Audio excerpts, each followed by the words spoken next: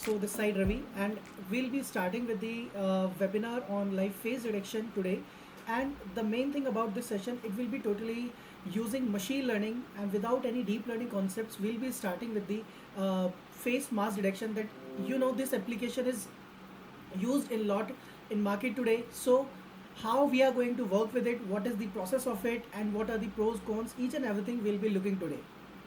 So let's get started without wasting any time that what exactly or how exactly we are going to perform live face detection.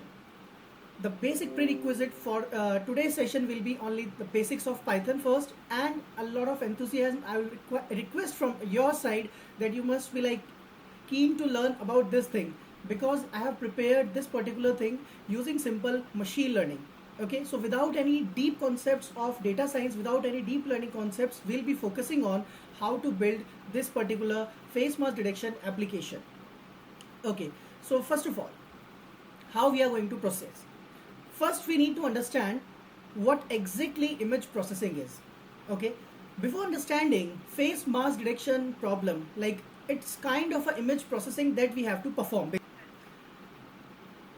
You have seen image processing in a lot of examples today. Like there are a lot of applications which uses object detection and recognition by CCTV surveillances to identify what this object is actually with a particular accuracy as well.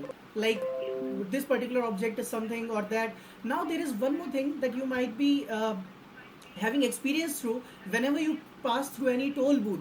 What generally happens, there is a fast lane tag. If you have heard about this thing or if you have gone through this thing, they generally detect your car license plate and then fetch the number from this and check in your database or server, and accordingly these things happen. So there is no need of performing like we do not have to wait in a line on a queue because there is some sort of AI going on, some sort of image processing is going on there. And then there is also huge demand in medical. When we talk about image processing in medical, AI has been recently proved much better than the doctors. It is able to diagnose the disease like cancers. So it's really very powerful to work with image processing. Self-driven car, how can we not talk about this particular thing?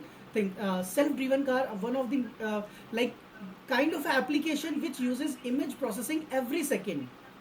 Okay, so every second, if you have seen the examples of the self-driven cars, you might have seen there is a camera over the car and it keeps on tracking all the objects continuously.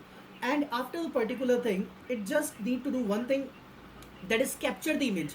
And after capturing the particular image, it is going to save the image in the database, apply some algorithm on it, and after applying some algorithm, it will be able to understand by applying machine learning like what exactly this image is. Either this is a red light, green light, or some zebra crossing, whatever it is, everything is going to be detected by their camera.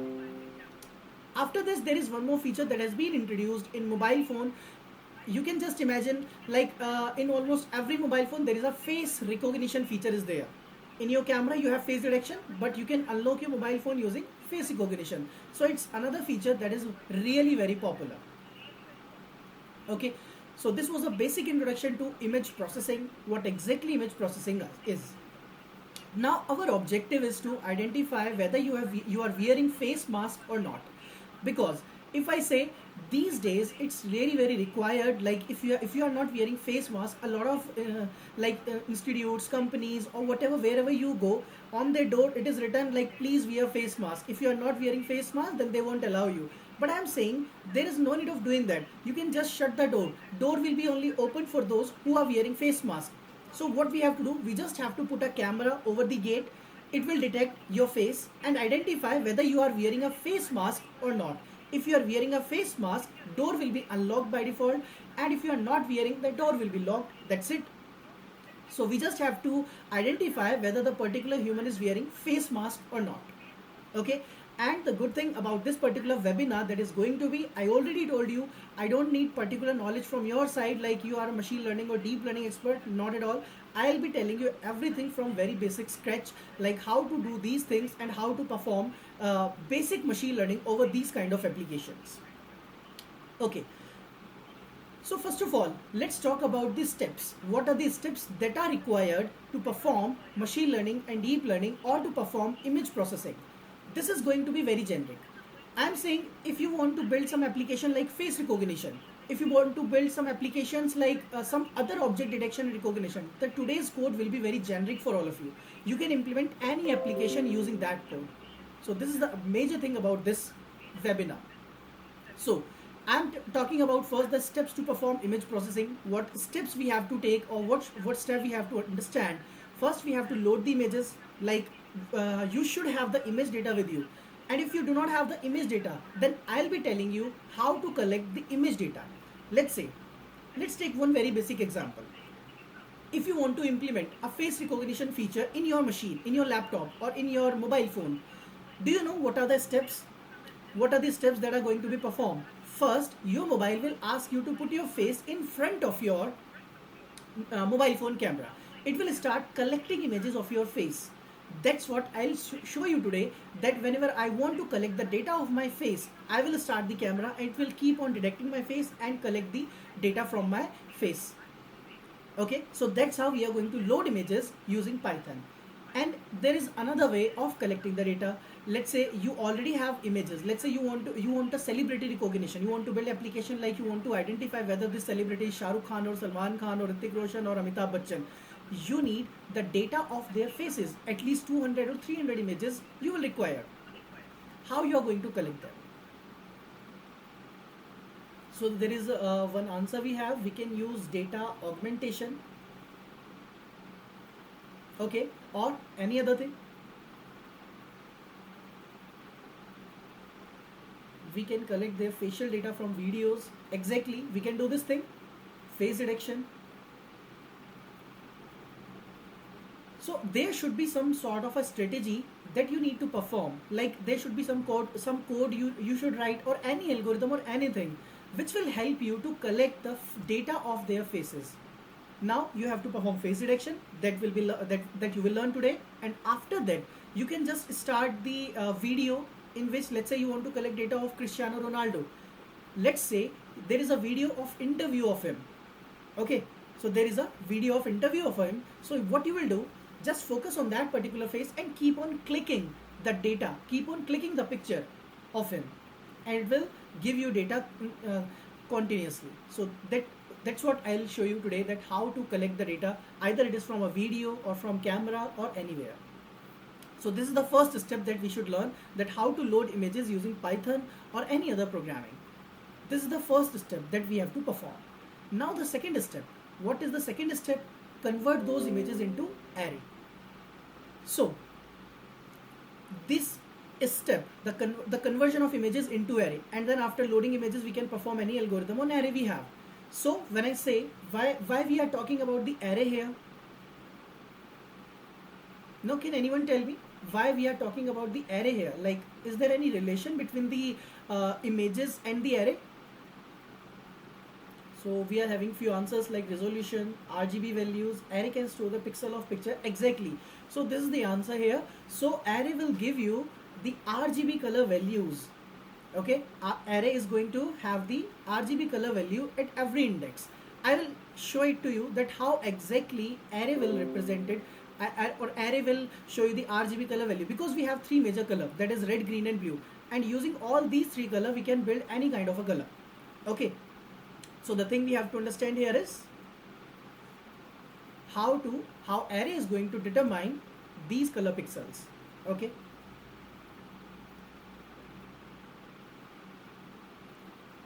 now after conversion of those images into array, because at every index you will have some color value. So let me open an image here.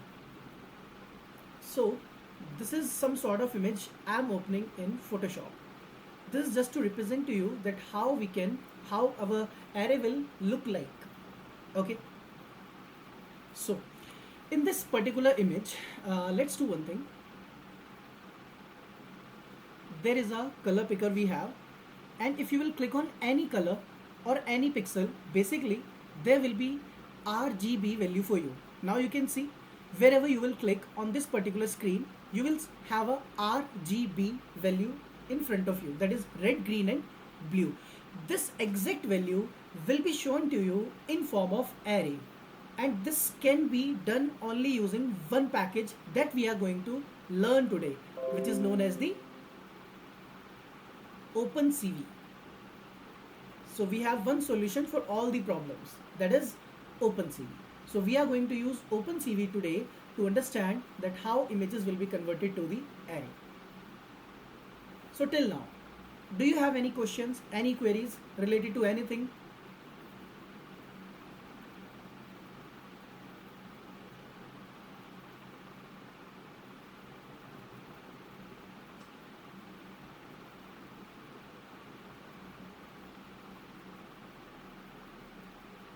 Or if it is clear, then just give me a confirmation that's clear to you.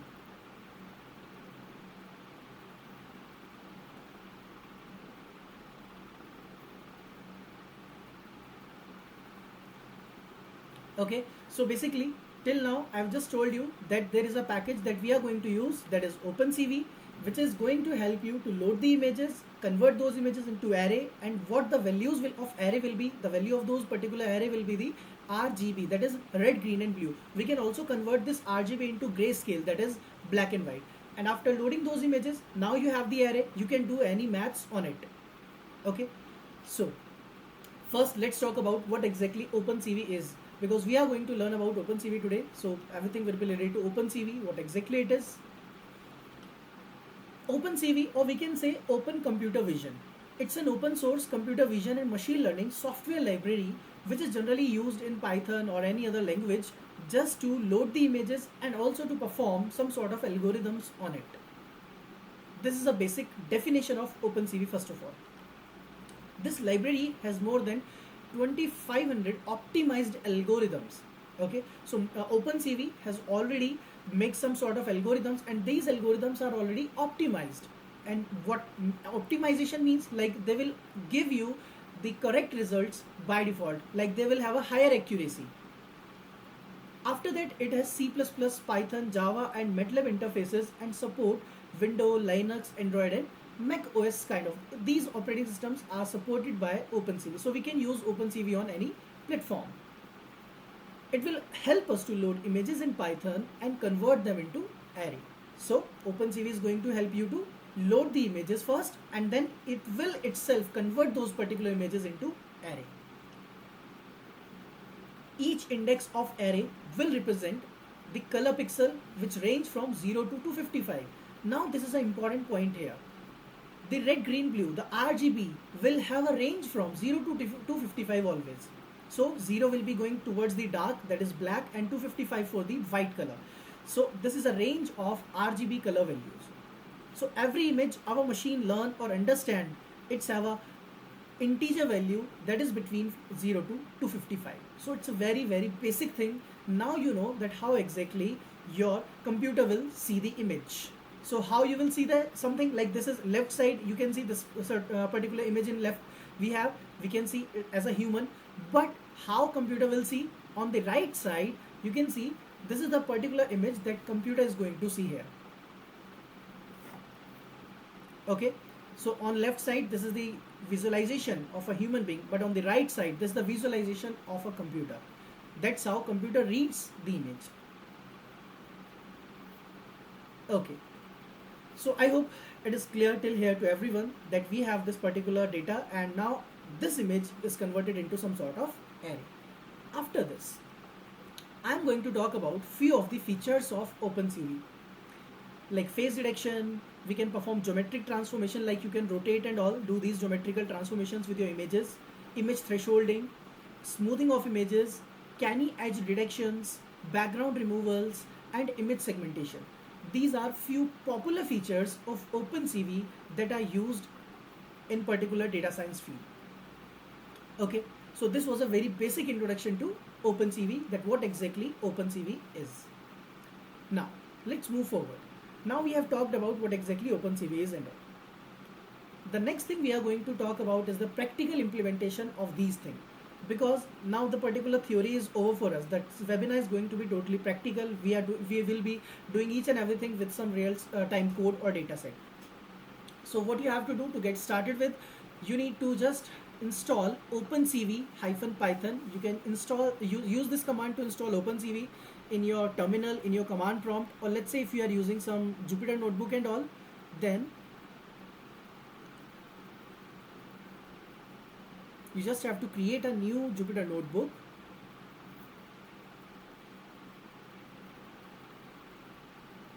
And in this particular notebook, you have to simply write one command, that is pip install opencv-python.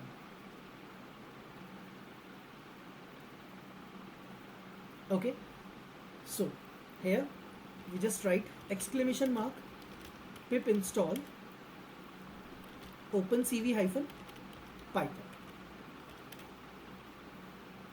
Alright, so this is the command that we have to write here, opencv-python. So this is the command. If you will press shift enter, then it will start executing this command in your Jupyter notebook, and OpenCV will be installed in your Anaconda navigator. Okay, and if you have any doubt like what this notebook is, where I am writing the code, then there is anaconda.org website which will help you to install Anaconda navigator. Now after installing OpenCV, you just have to run import cv2 command. Okay, but before doing anything related to OpenCV, first let me tell you a basic thing about Python. First of all, can I have the answers from your side? Like, are you a really beginner to programming, or what is your background? From the participants, I would like to have the answer from your side. Are you from some programming background, or you are learning programming very first time? You know basics of Python, whatever your background is. Just give me answers on chat window.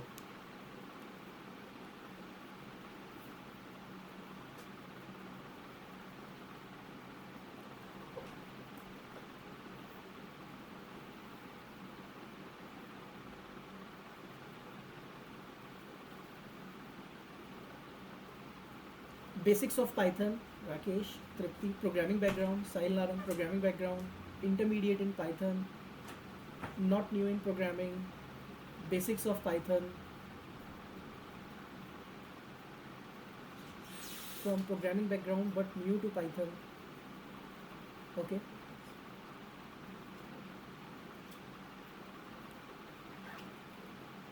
Okay, so I hope everyone is familiar with some sort of a programming here, and if you are not familiar with programming, then at least you have basic knowledge of the Python itself. Okay, like it's not necessary that your programming background, like you should be of C, C++ or any kind of programming background you must have. It's not necessary. In Python, if you have basic knowledge about like how to declare the variables or how to use print statement, loops and all, that's enough. But if still you are not aware of these things, let me tell you. Python is basically a general purpose and dynamically typed language. So there is no need to declare the variables and all. You can just write down code and execute it line by line, because it's an interpreted language. So we have these a, b variable. I can simply write c is equals to a plus b and then print. So we have to make sure that we are not writing here anything wrong. So sum is comma c, that's it. So what I have done here is a comma a b are two variables I have written. C is equals to a plus b, sum is this. Okay, so if anyone is new to Python programming, you won't feel like you are learning Python first time, because it's like mathematics you are learning, okay, mixed with English. So after this, now we know that how to initialize variable and all. There are a lot of tricks that we can perform in Python. Now if I talk about loops and all, the syntax is really very easy in Python. If I want to execute a loop from 1 to 10, I will simply write something like this. For I in range 1, 10, print I. That's it. So there is no need of curly brackets and all. You just have to make sure for one thing only, that is you are using some sort of a colon, and after you hit the colon, you will have 1, 2, 3, 4 spaces indentation. It's known as indentation, these 4 spaces. And there is one more key here, that these 4 spaces are not mandatory. It is actually the standard. You can have 2 spaces, 4, 6, 8, but actually the Python standard is of 4 spaces. That's why we use 4 spaces here. Okay. Now, after this basic for loop, we can have the if else and all. So I'm just writing for I in range 1, 10. Then if I modulus 2 is double equals to 0, then I will simply print even comma I, else print odd comma I. Okay, so this is an introduction to loop with if else, that how you can write the loops with if else. Okay, so this is for those people who are learning Python very first time, looking at the Python very first time. In chat window, a link will be shared with all of you where I have uploaded a video on YouTube about basics of Python or how to get started with Python programming. Okay. So this was the very basic introduction to Python programming. Now the next thing is, we are going to talk about next that how to perform all these kind of things that we are here for today, like how to perform image processing, how to collect the data using Python, how to perform ML on it. Let's start this thing now. So in a new notebook, I'm going to import directly CV2.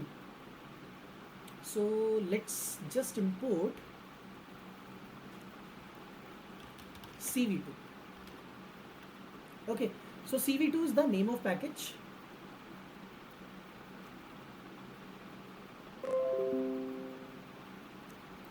So let's wait for a few seconds here. Okay, now execute this thing. Now after importing CV2, we can simply write cv2.im read. To read any image in OpenCV, you just have to write cv2.im read, and now pass the path of a particular image. Okay, so let's say I have an image here. This is some sort of an image I have. Now first of all, let me show you what this image will contain. Let's check the shape of the image. Shape means the height and the width of the image. So it is saying the image is of 400 by 640 by 3. Okay, now let's see the dimension of my image. It is 640 by 400. It means 640 is the width and 400 is the height. But whenever we talk about the arrays, it will always return data in row and column. So 400 rows, which means the height of your image, 640 column, which means the width of the image, and 3 is basically the color channel, that is RGB, that is red, green and blue. Okay, so this is the basic shape of the image. Now let's write image square bracket 0. So if you are familiar with some sort of array kind of thing, then you might be aware of the square brackets I have written here.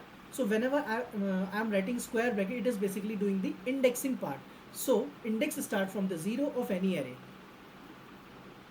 So we have image 0, this thing. So this is the first row of our image. The image is this. Okay.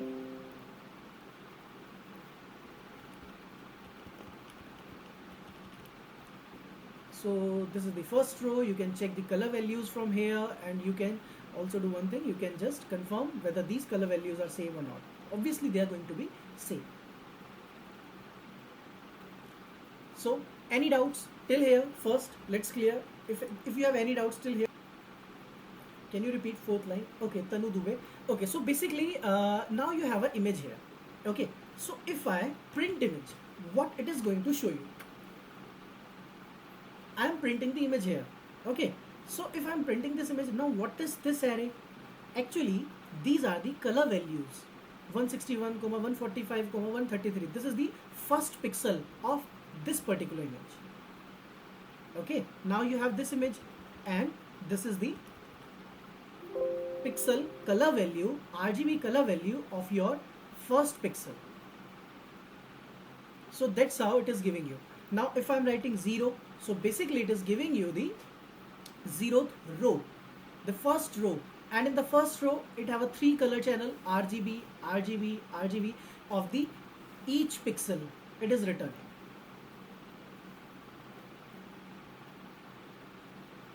Or anyone else, any other doubt you have?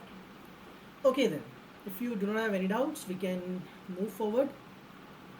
So we know that this is the image and these are the color values, RGB of the image. There is one more thing I would like to show you here. Now if you want to visualize the image, I can visualize this image using matplotlib.pyplot as plt. So matplotlib is a library used in Python. So we can do one thing. Matplotlib is a image. It is a graph library. It is used to represent the histogram, pie charts, bar plots, and all. So here we'll be doing one thing. Plt dot IamShow. Now IamShow is a method which we can use to picturize, to visualize the image. But the problem will be it will lose the color, the RGB color of this particular image if you will try to plot this image using Matplotlib, because it is trying to plot the graph here. It's not aware that this is some sort of a RGB color values which is a image here. There is nothing related for the Matplotlib that how to picturize image. We just have passed our array. Okay. Now if you want to actually see how this image look like here using OpenCV, we are going to write cv2.IamShow, and in this cv2.IamShow there are two parameters. One parameter is the name of the window that it will open. Let's say I am writing here result. You can write anything. The second name is our the variable. Okay, so this line is very important for us, cv2.IamShow, because using this line we can just open the image in a new window. Okay, there are two parameters. First is result. You can name it anything, result or anything you want. Second parameter must be the image that you want to open. Okay, now if I execute this code, there will be one issue. So first let's try to execute. Let's see what happened.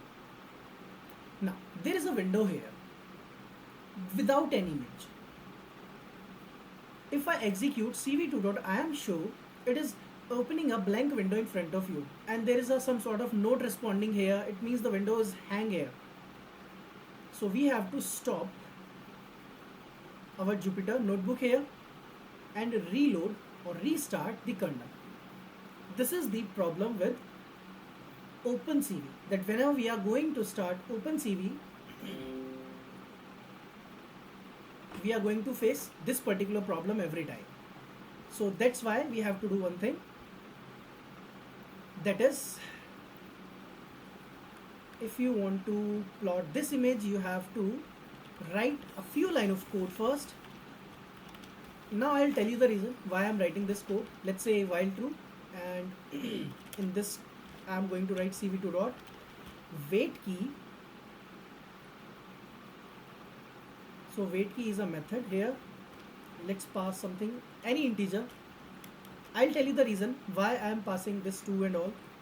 Then we'll break the loop, and finally cv2.destroy all windows. Okay, now let's talk about this code.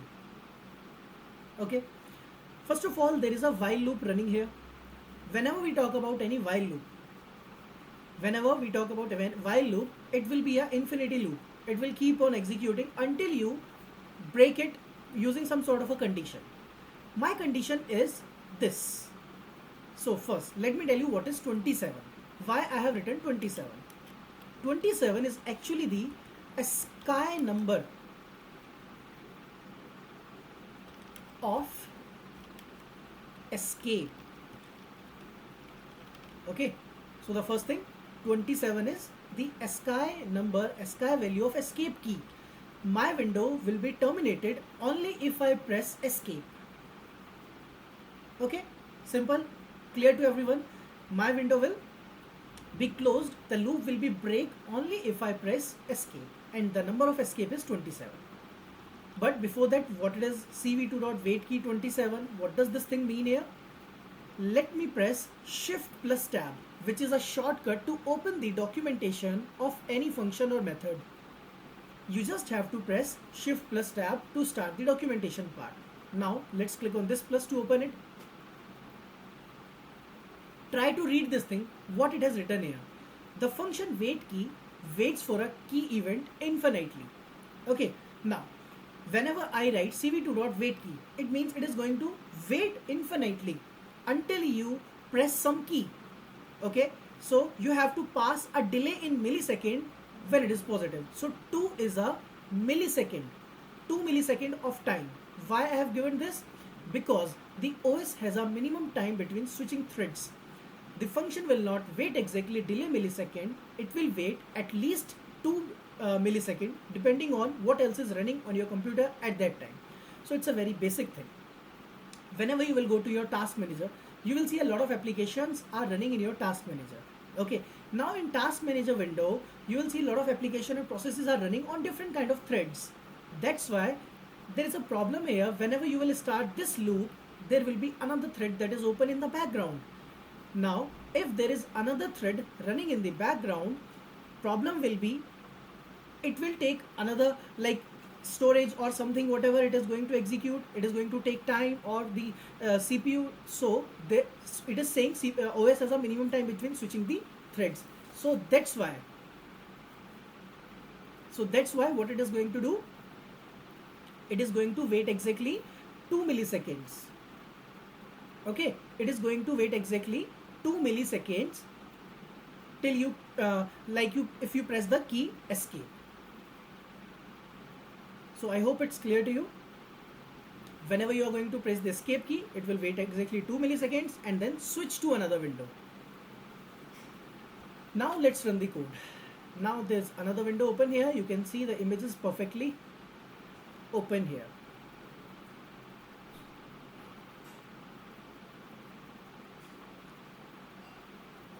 Okay.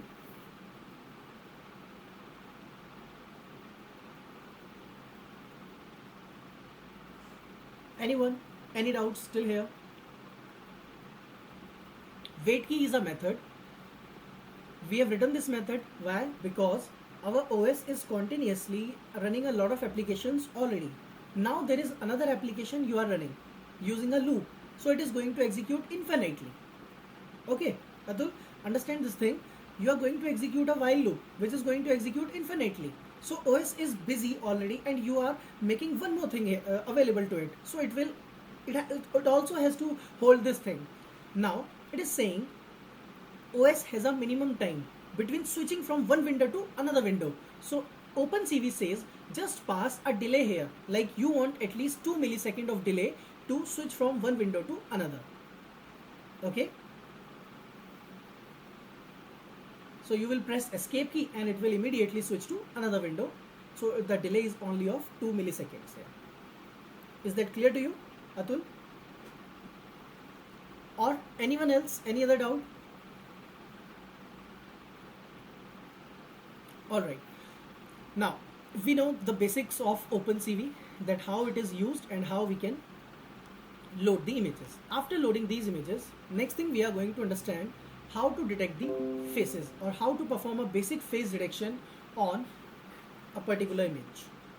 To perform the face detection part, there is a very basic algorithm which is really very popular, known as Voila-Jones algorithm. So Voila-Jones is the name of the algorithm which was introduced by these two people, Voila and Jones. Actually, these are the name of two people who introduced the face detection algorithm in 2001. So from here you can read about this thing.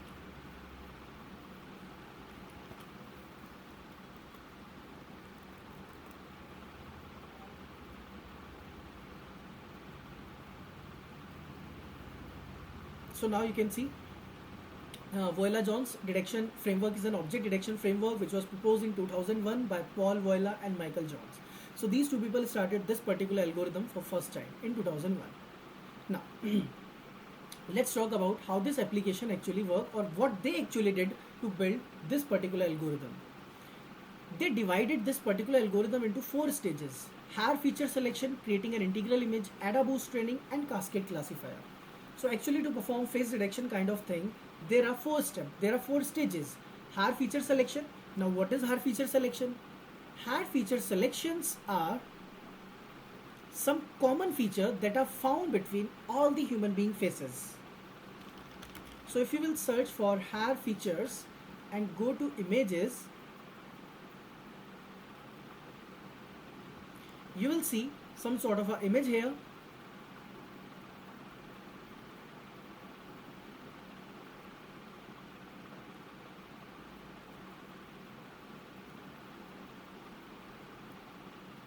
And now in this image there will be, this is known as actually the hair features. What these features are, it is saying, now there will be common areas on every human face. There will be a darker region and a lighter region if the image is converted into black and white. So whenever you will convert any image into black and white, your face will have a darker region and a brighter region. So it says the bridge section of your nose, the mid section of your nose is always lighter, brighter if you compare it to the left and right section of your nose. First thing.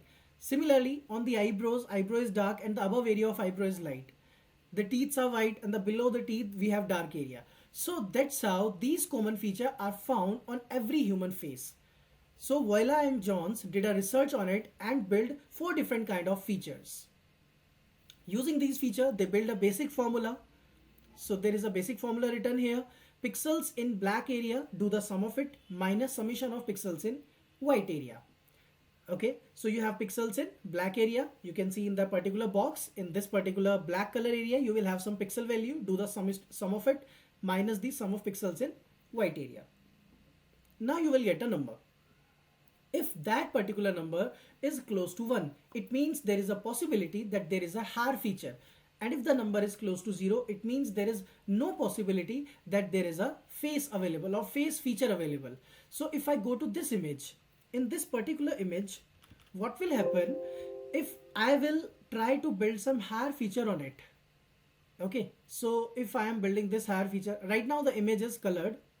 You can do one thing, you can just convert this image into black and white.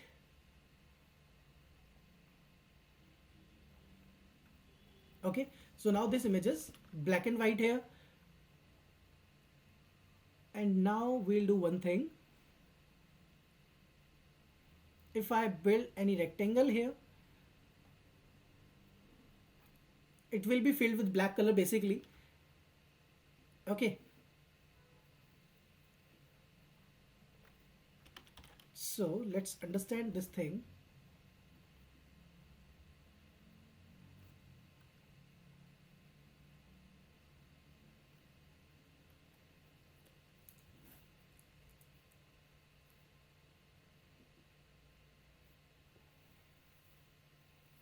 Okay. So basically what it says is you will have this particular nose bridge region as the white part, or some, let's say, lighter part, this particular region. Now it is saying that on a particular human face, on any human face, the right region and the left region will be darker if you will compare it with the midsection. So the combination of this particular, it's a hair feature. If I do the maths on it and the value will be close to 1, then it means there is a hair feature available. It means the face feature is available at that particular face. So it makes a sliding window like this. Okay, so it makes a sliding window on an image, and now it will start moving this window to the right, then this right, and keep on searching hair features in every window. So wherever the features are matched, it says there is a face available in that particular sliding window. So that's how their algorithm work, and that's how they detect the face in a particular sliding window. If face is available, the array will be returned to you, like they will return the x, y, width and height of the particular image, the location of your face. Let's see. Now they already built a file known as hair cascade data. So if you will search on Google about hair cascade data,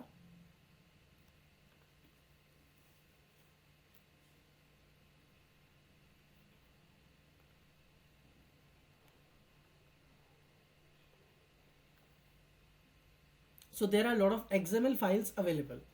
You can pick any of the XML file to perform any face detection if you want, eyes detection, or let's say license plate we have, smile detection. You can build any particular detection part. You just have to download a particular file. So in case of human face detection, we have to download this hair cascade frontal face default.xml. This is the file we need to detect a face. So we just have to click on this file. There will be a URL available to you and on this URL you can just download the file. All right. Now after this, we'll be using, I already have this file. So how to load this file? There is a cv2.cascade classifier, and you just have to pass the name of your file.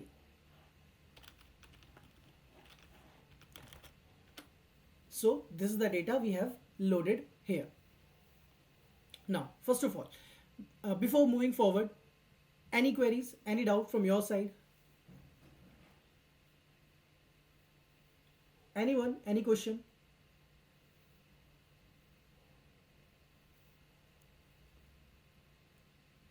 So do you guys understand now face mask, like how the face detection algorithm will work with the help of these features, with the help of this XML file?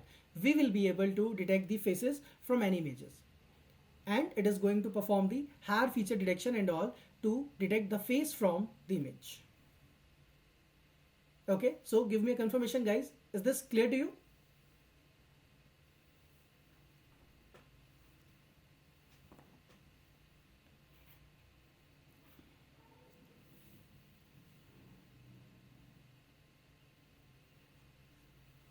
All right. Now after loading this data, we just have to do one thing, that is hair data dot, there is a predefined method known as detect multiscale. Just pass the image in this particular method and execute. Now what this output is now, in hair data there is a method known as detect multiscale. Detect multiscale is going to perform all the calculation I told you here, that it is going to perform a sliding window and all, and search for the hair features in every sliding window. Now there will be image, and in this image it is returning me these two arrays. Now what these two arrays are, this is the x, y, width and height of face 1. Okay, this is the x, y, width and height of face 1. Now let me show the image to you. This is the image here. And now what we have with us is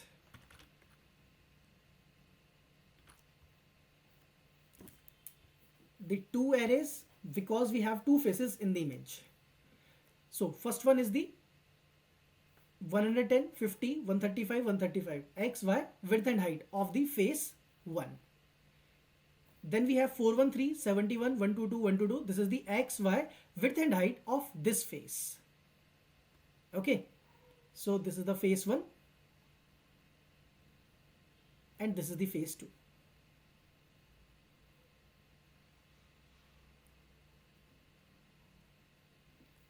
So this is the array returned to you.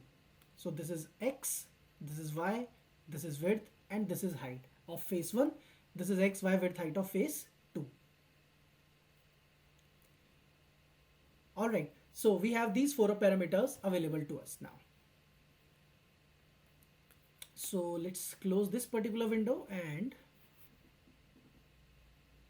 if there are more than two images of faces, we'll be then have to combine them all into a single image first. Like why want to convert this thing first? Because if you have two faces, okay, if you have two faces, then we have to keep both of them. We can just use them one by one. This was the hair data dot detect multiscale. Till here we know that we got the detect multiscale x, y, width and height of the image. Okay, so after this thing, we know that how to detect the face. Now I'll be doing one thing, I'll be drawing a rectangle over the face. Okay, so there is a cv2.rectangle method which we can use to draw the rectangle on a face. And to draw the rectangle, we can just do one thing. Like what are the parameters? We just have to look for the parameter. So press shift plus tab to look at the parameters. These are the parameters used in rectangle. What these parameters are now: image, then we have point 1, point 2, that is the x and y, that is the width and height. So first pass image, then pass x comma y, then pass width comma height, then we have to pass the color will be passed in RGB, that is red, green and blue. So R comma, and it follows BGR, basically blue, green and red. And then we have the thickness, and the thickness will be like in the thickness of border. Okay, so we can just write border underscore thickness. Okay, but now obviously this code is not going to work because these are just the variables I have passed here, and let me do this thing as a comment. And now in the next line we are going to build the rectangle, and now to draw the rectangle on the faces we are going to use this code as well. So let's copy this code, paste it here, and to draw the rectangle I'm going to write cv for first of all we have to detect the face, so we'll be writing here data dot detect multi-scale image. So it will return you the faces. Okay, not just the one face, it is going to return faces. And after that we have for x comma y comma width comma height in faces, then cv2 dot rectangle to draw the rectangle on face. Now the first thing is image, second thing is x and y, x comma y, next thing is width and height. So it will be written like x plus w comma y plus height, then color in bgr, that is blue green red. So it will mix the blue and red, and then the border width. Executing this code will show you rectangles drawn on the faces of these two. So this was the simple face detection, that how we detected the faces first. Okay, so this was the first part of our this particular webinar, that now we know that how to detect the faces. The second thing we'll be learning about is after detecting these faces, how we are going to identify whether they are wearing a mask or not. So it means I should have a data where I should have the data of wearing people mask or not. So I'll collect the data of myself. Okay, and to do that I will start the camera. To start the camera we will be writing cv2.video capture. In this video capture now you have to pass like 0 for your default camera, 1 for another camera if you have installed in your machine. Then let's put it in a variable known as, let's say, capture. Then I'll write while true, and then capture dot read, and in this read it will return you two things. One is a flag variable and one is image. Now what this flag variable is, it will contain either true or false. It will give you true if your camera is working. It will give you false if camera is not working, if your camera driver is not installed, if it is not able to find the camera. Okay, so I will simply write if flag. It means if camera is working and camera is available, means if flag, then we are going to detect the face from this image. All right, so it will return you faces from the image, and then same loop we have written here. Just copy this particular code and paste it here, and then press tab. Okay,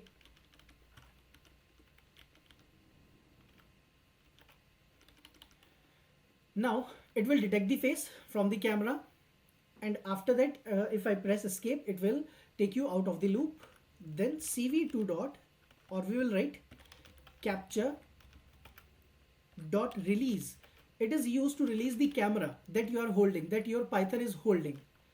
Then you have to write cv2 dot destroy all window. The window it is going to open will be destroyed, will be closed. All right, now if I run this code, it will start the camera and it will start detecting the faces. So let's execute this code.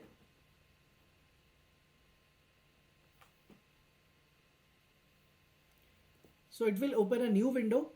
So let's say this is the window. Okay, now I have passed 1 here. There is some sort of a camera in my machine, but it is not going to display the picture. So I will do one thing. Instead of 1, I will write 0 to get the default camera. Now let's see if my default camera is working. Yeah, so you can see in the default camera it is able to detect my face here. Okay, so that's how we can start the camera and detect the face.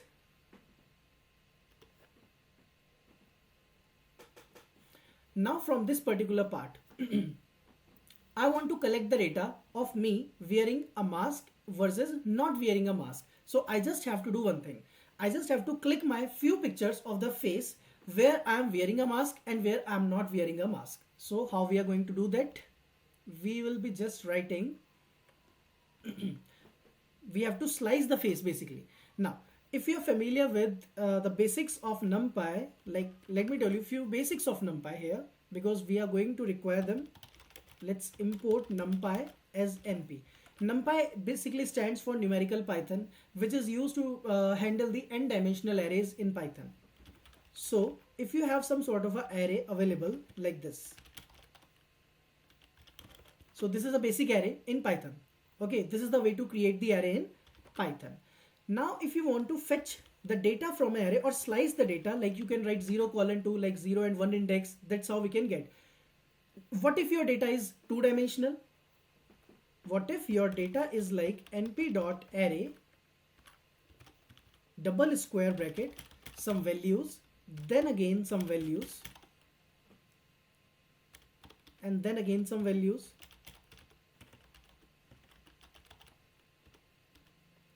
So that's how your array is. Okay. So this is a two-dimensional array I have created. What if I have to perform a basic slicing from this array? I want to fetch this three things like 4, 54 and 67, or I just want to slice particular this area, this block 4, 54, 67, 224, 535. So how we are going to perform this slicing in a two-dimensional array? First, if you write x0, then it will give you the 0th index, the 0th row. Okay. If you want 4, 54 and 67, then you can write x0, it will give you the first row, and then 1, 2, 3. So it means you have to write 1 colon 4. That's it. You can get the data like this. But I also want the columns, the full column I want. To fetch the columns in single square bracket, first parameters of the row, second parameters of the column. So you have to write 0 colon, let's say 3. So it will return you 0, 1, 2, 3 rows, and then comma 0 colon 3. These are the 3 columns, that is 0, 1 and 2.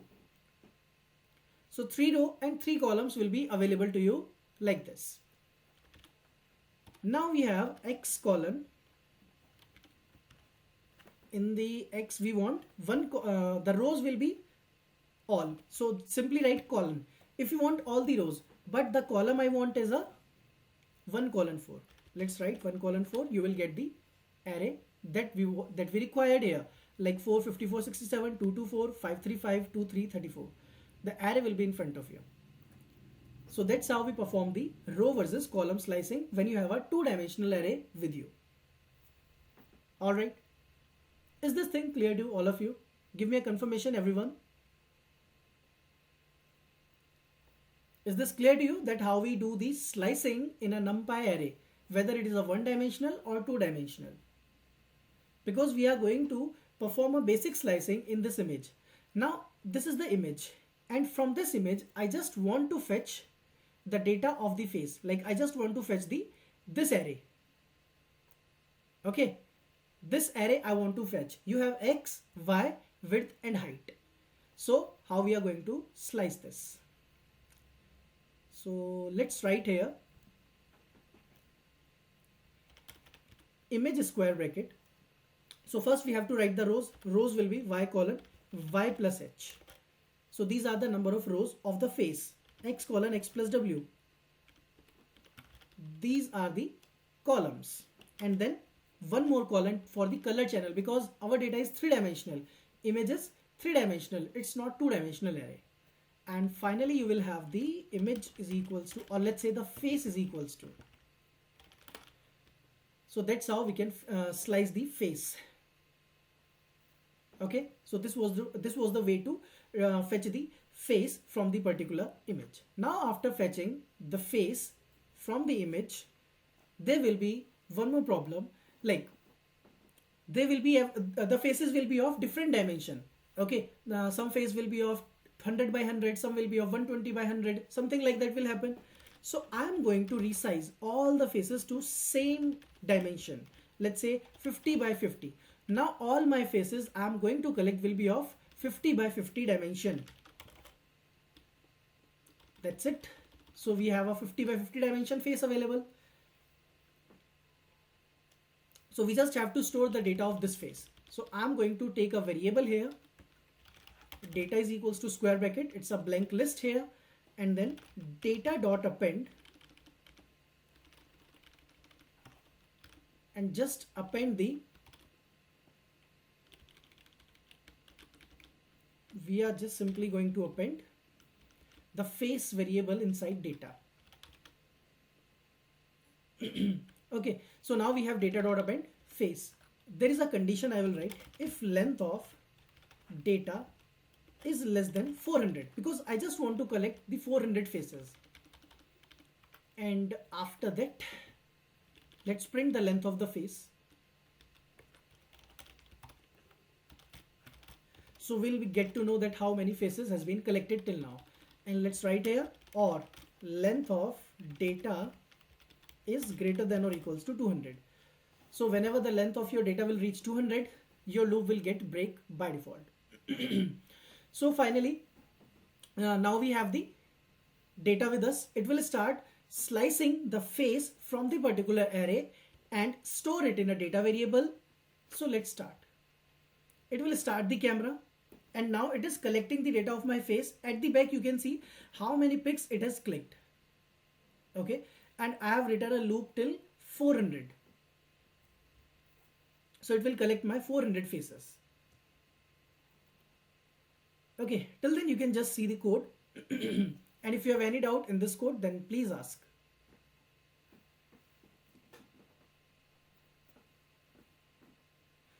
Anyone, any doubts?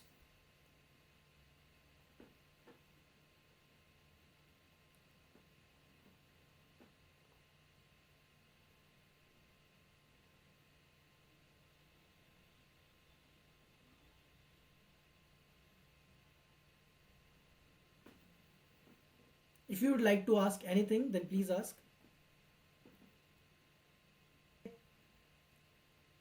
So you do not have to worry about the codes and all. The codes will be shared. So it has collected like, so I will collect 200 faces, and then I will just break this thing, or I think it is break. Oh, actually I have written 200 here. Okay, so it is going to collect only 200 faces. So we have 200 faces data now with us. So this data belongs to without mask. Okay, now the data we have collected is of without mask.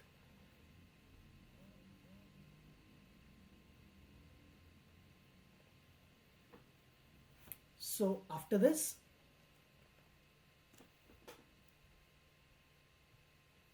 I'm going to save the data in a variable data we have, and then we can make one more variable, data without mask.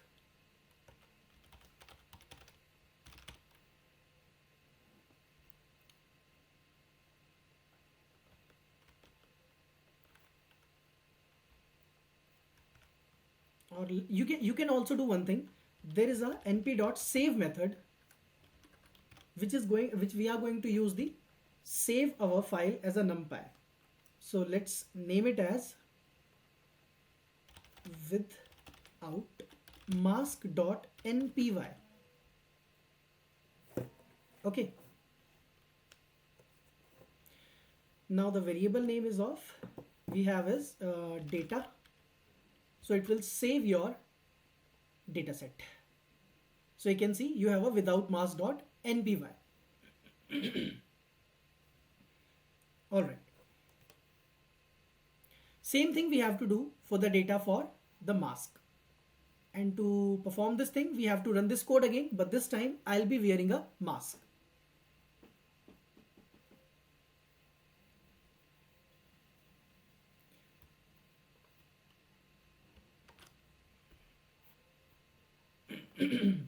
So you can see this time I am wearing a mask, and it is detecting my face with mask, and now it will collect the data of my particular face with this mask. So 200 images of this particular data will also be collected.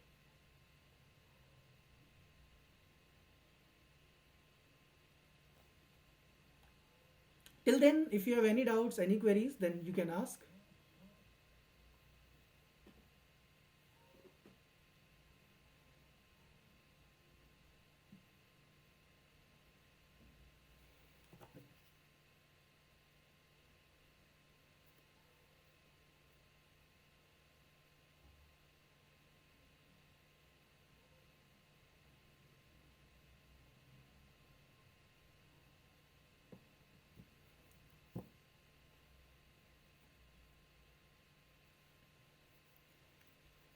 So I hope it's clear to all of you till here that now we have the data of myself with face mask on and without face mask.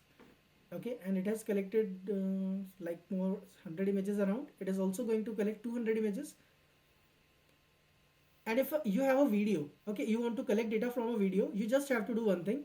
Instead of this 0, just pass the path of the video .mp4 like this. Okay, then it will start collecting the data from the video. Alright, and at the end we have to do the same thing, that is np dot save, and this will be with mask dot npy comma data. So you will have a data of without mask, and then you will have a data of with mask. Okay, it is still executing. Now it has collected 2 images.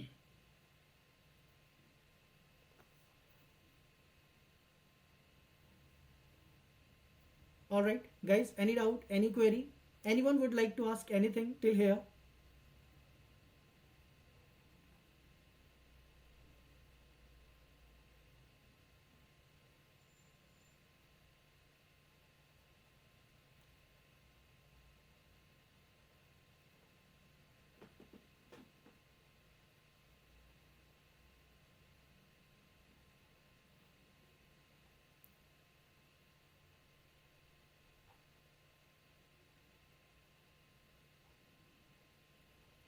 So 200 images.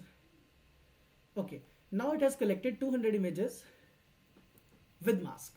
Okay, so I just have to execute this line. Now we have data of 200 images with mask and 200 images without mask. So we can simply now switch to a new file.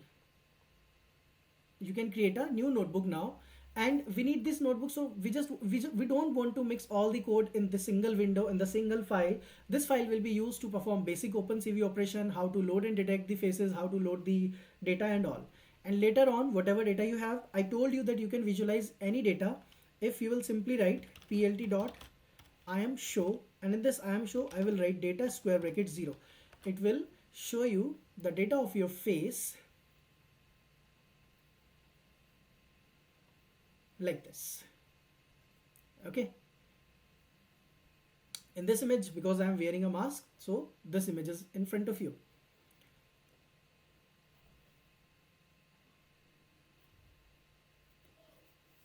Now the next thing will be,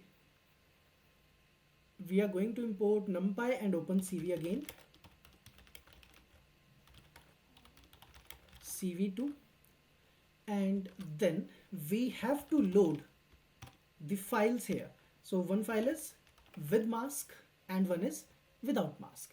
So simply we have to write load with underscore mask dot npy. So I will write with mask is equals to, and without mask is equals to np dot load without mask.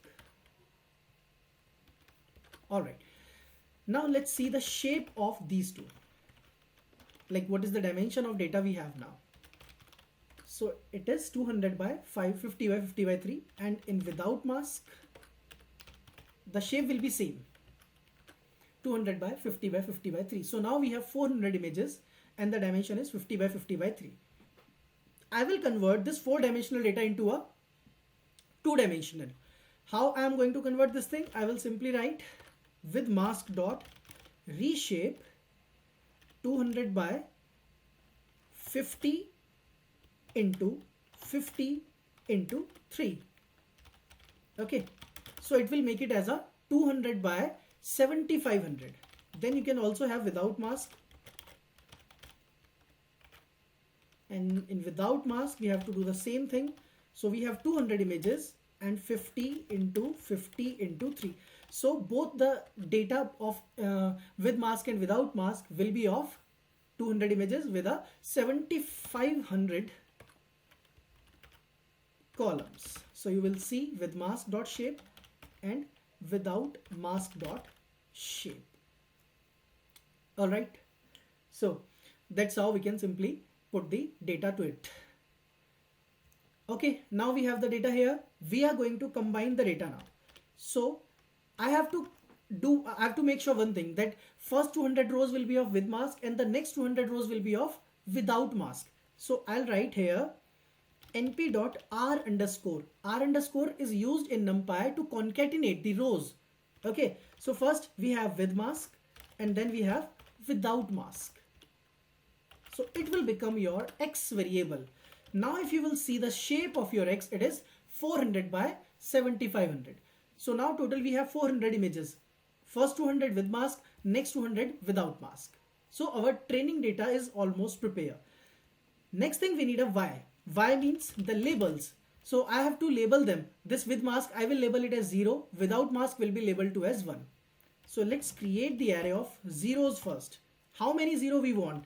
We want 400 zeros because we have 400 faces. Okay. Sorry, we have to write here 0. It will return 400 to you. Now in labels variable we have 400 zeros. The first 200 will be zeros, but the next 200 will be 1.0. Getting a point, everyone? First 200 will be zeros, that will be pointing to your with mask data, and next 200 will be 1.0, that will be pointing to without mask.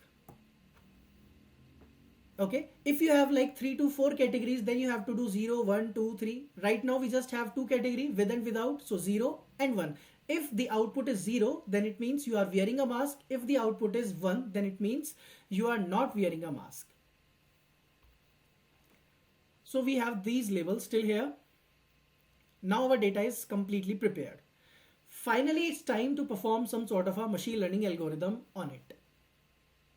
Okay, after completion of this particular data, finally it is the time to perform some machine learning algorithm. Now, here we are going to talk a basic thing about machine learning. So whenever we talk about machine learning, it is actually a combination of maths and programming. Okay, so machine learning is actually a combination of two things. One is mathematics and second is programming. Whenever we talk about some sort of mathematics, there could be linear algebra, statistics, calculus and all. When we talk about simply Python, then we have the whenever we talk about the programming, then it means we have some sort of Python, R, MATLAB or any other programming there could be. Okay. Now after this combination, machine learning is actually divided into two parts, supervised and unsupervised. Okay, before I tell you about supervised and unsupervised, I will simply tell you a basic definition of machine learning. How you are going to define machine learning in a single line. We just want a machine. What we want is a machine that can learn from experience. Okay, experience means the data I have provided to my machine. So I just want some sort of a machine that can learn from the experience. Experience is the data I have given it to my machine, and finally my machine will be ready to perform some predictions and to give some outcomes and all based on these two categories, supervised and unsupervised. There are also two more categories. One is semi-supervised and one we have reinforcement learning. Okay, so we have these actually four categories, but we generally talk about supervised, unsupervised, and in supervised we have different kind of problem like regression for the continuous type of a data, classification for categorical type of data. Right now our problem is of classification because the data is available in categories. It's a binary data, okay, like 0 and 1. So we can perform either logistic regression, it's a name of the algorithm, or we can perform the SVM, that is support vector machines, and we can also perform decision tree, naive Bayes. So there are a lot of algorithm in classification. We can perform any one of them. It depends which algorithm is giving you the best accuracy. Okay. So there is no worry that we have to learn the maths of any algorithm right now. No, we do not have to do that. We just have to make sure that we are able to implement any of them. So I'll be using here sklearn. Okay, so in Python there is a library known as sklearn. sklearn basically stands for scikit-learn. It's a bundle of machine learning libraries. On internet you can see, if you will just search for sklearn, you will be able to see its website, library, machine learning library for Python. It already have implemented all the algorithms. We can just use any algorithm using this sklearn library. So you have to do nothing, just import any algorithm you want. You can perform classification, regression, clustering, pre-processing, model selection, or dimensionality reduction. A lot of features are already available to you. Okay, in this webinar I am using sklearn. Personally I don't use much sklearn because we have time restriction. That's why we are just using the sklearn. Or we have to do one thing, I'll be just uploading one more video related to the mathematical part of any of the algorithm, like of the SVM or decision tree or any algorithm. Okay, later on I'll be sharing blogs and the YouTube videos for these things. Okay, so here what we have to do, we have to use from sklearn, we are going to use SVM, that is known as support vector machine, and SVC is support vector classifier. So SVM means support vector machine and SVC is support vector classification. So these two terms I have written here. Okay, there is one more package I'll import. To check the accuracy, you can import from sklearn.matrices, import the accuracy score, because later it will help you to get the accuracy of your algorithm. Like what is the accuracy? This a particular algorithm is given. So we can compare the accuracies of different algorithms, like of logistic regression, or we are learning about the support vector machine, decision tree. So using accuracy score, we can just check it. There is final thing I am importing from sklearn.model selection, import train test split. So actually this package is going to help you divide your data into training and testing. Right now we have 400 images. I am going to divide my data into a training and a testing part. Training part will be used to apply machine learning on it. Testing part will be used to check the predictions or to check the outcomes, accuracies of your trained model. So that's why we use train test here. The training part the training data will be used to apply machine learning on it, and the testing part will be used to perform some predictions and check the outcomes on it. So call this train test split, pass your X and Y to it, and you have to set the test size. So my test size will be 0.25. It means 25% data will be reserved for testing. 75% data will be used to perform machine learning. So it is going to return X train, X test, Y train, and Y test. These are the things we are going to use. So we do not have Y, we have labels variable. All right. Now let's see the dimension now.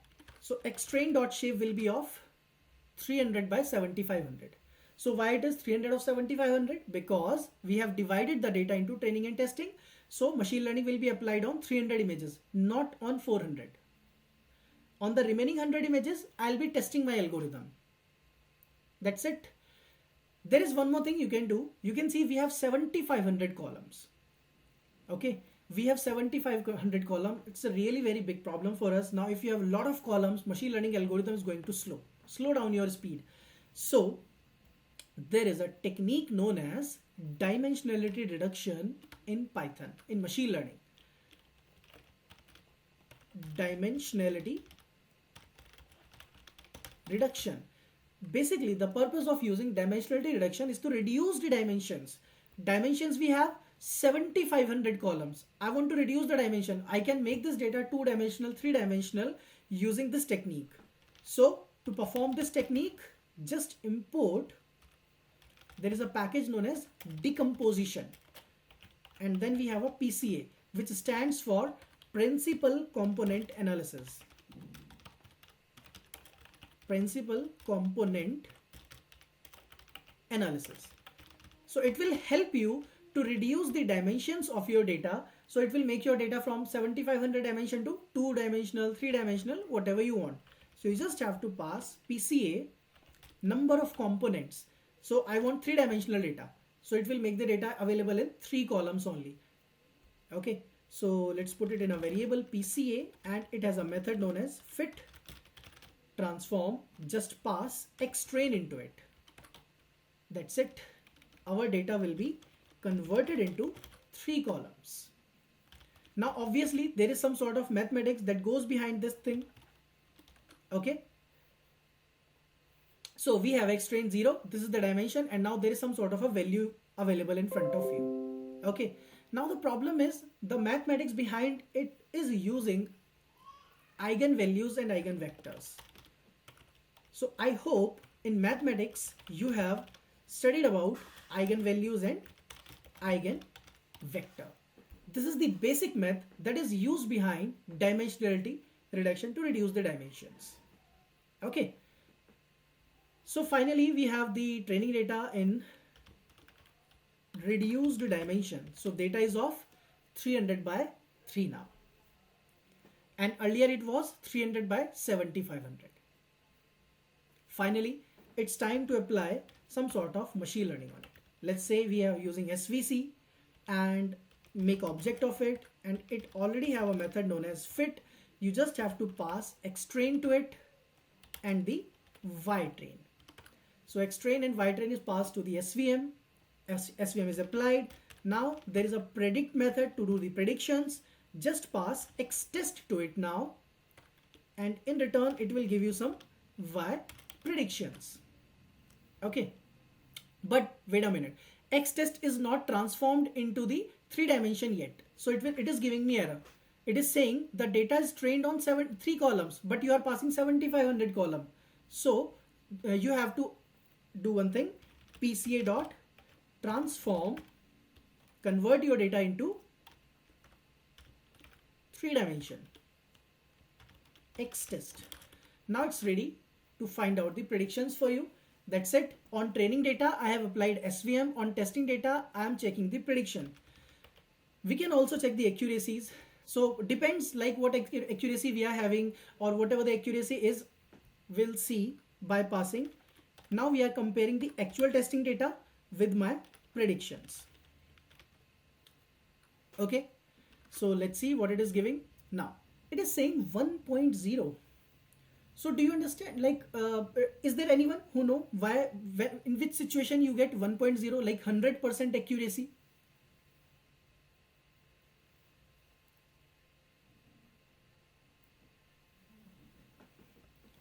Yeah, so exactly in case of overfitting we get the accuracy of 100%. Okay, so overfitting, like it has been trained so perfectly on a particular data that it is giving me this particular accuracy. Okay, so what are the precautions, what are the things that we are going to do? Just give me a minute, I'll tell you. So first let me execute the code again. This code is executed already, so we just can switch to, just copy this thing and we are going to paste it here. Okay, so I'm pasting this code here because I am again shuffling my data. Okay, the purpose of doing training and testing again is to shuffling of data I am doing here. Okay, but it's not necessary that it is going to make a lot of changes, but it is still able to reduce the data from the overfitting. Now you can see accuracy is 99%. It's not giving me the 100% now. Okay, 100% is actually not good for us. Okay, so if you are thinking like we are already getting 100% accuracy, it's a good thing. No, not at all. 100% accuracy is overfitting, like it is being trained on a specific data. Okay, so you can just check again and again what accuracy you are getting. So keep shuffling your data. Okay, so we have to make sure. Right now I am using this one technique to the shuffling of my data. In different versions you can try different technique, like you can use the scaling, min-max scaler, standard scaler, these kind of thing. Okay, So now I am okay with my 98% accuracy. I have shuffled my data and reduced the data from 20%. Now the testing part is 20% and the training part is 80%. So finally I am getting accuracy score of 98%. That's really very good for us. Okay, finally we are ready to detect the prediction part. Like, I'm going to start the camera and I will see whether it is going to detect that I am wearing a mask or not. To do this thing, we just need to copy this code. To start the camera, detect the face and all, just copy and paste this code. And there is one more thing that we need. This file, this code, okay? Because this is the line that is going to load the hair cascade data. So face is resized and we are not here to store the data. So delete this part, also remove this condition. And now finally in this face variable, this is the face variable we have. I'm going to apply PCA dot transform this face. So the data will be reduced to the 3 dimension. That's it. You have the face. And now simply write svm dot predict and predict the face. It will return either 1 or 0. So you already know what 1 and 0 means. Okay. So if we are having here 1 or 0, so all right. So we have with mask and without mask this data, and now the one is for the without mask, I guess. Yeah, and 0 is for with mask. So if I'll get 0, so I can do one thing. Let's create a variable here. Let's name it as names and assign 0 to mask and assign 1 to no mask. Okay, so if 0 then mask, and if 1 then we have no mask. Okay, so it will be easier for us actually, that it is going to print whether you are wearing a mask or not. So finally you will get a prediction, and the prediction will be in 0 and 1 form. Okay, so either you will get a 0 or you will get a 1. So I'll simply write prediction, convert this into integer. So it will give you the names square bracket integer of prediction. Now finally you have whether you are wearing a mask or not. That's it. Okay, now we need one final line of code that I'm going to print n. So n will print whether you are wearing a mask or not. So let's try to execute this code, and let's see what it is going to show us.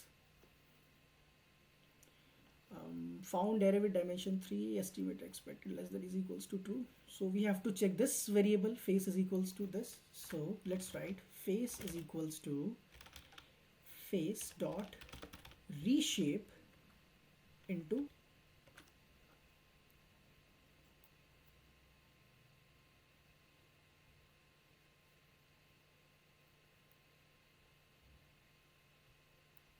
okay, I got it. Right now if I try to comment this line, let's see the outcome then. No mask. Okay, so now it is working. So you will see most of the time it is printing no mask. Okay, so after printing this thing that I'm wearing not mask, now let's wear the mask, then see whether it will say that you are wearing a mask or not. Now you can see it is saying that you are wearing a mask. Okay, everyone, I hope you are getting this algorithm, how it is working. So here we are wearing a mask, and if I remove the mask, then it will start printing that you are not wearing a mask. I can print the same thing on this window, that the output window. We just have to write a single line of code to print whether you are wearing a mask or not on this window. Okay, so first let's close this window. Now let's do one more thing to write down on this particular window whether you are wearing a mask or not.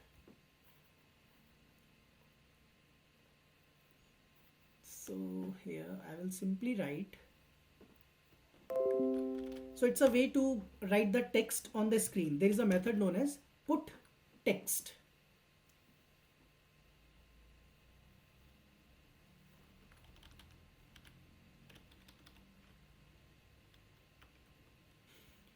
Okay guys, so this is the final line I'm writing here. It is just going to show on the screen, like whether you are wearing a mask or not. You just have to pass few parameters in it, like the XY of the text, on which image you are going to put the text. So image is this, and N, basically you are wearing a mask or not. X and Y, the font is a variable which we are going to use, like what is the font family and all. One is by default 16 pixel. If you'll write 2, then it will become 32 pixel. This is the font size. Then color of the font you want, like 244, 250. I'm just mixing any number from 0 to 255. And then the font weight, like whether you want to make it bold or not. And in font variable, just put one thing. Font is equals to cv2 dot. So it's a font family, font face available in this.